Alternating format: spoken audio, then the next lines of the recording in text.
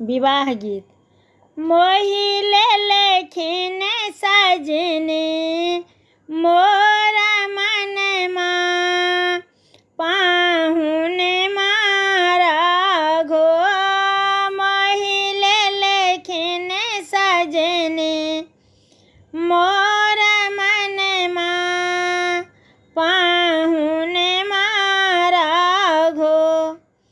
एहो पाहुन मारा घो, सिया के सजन मारा घो।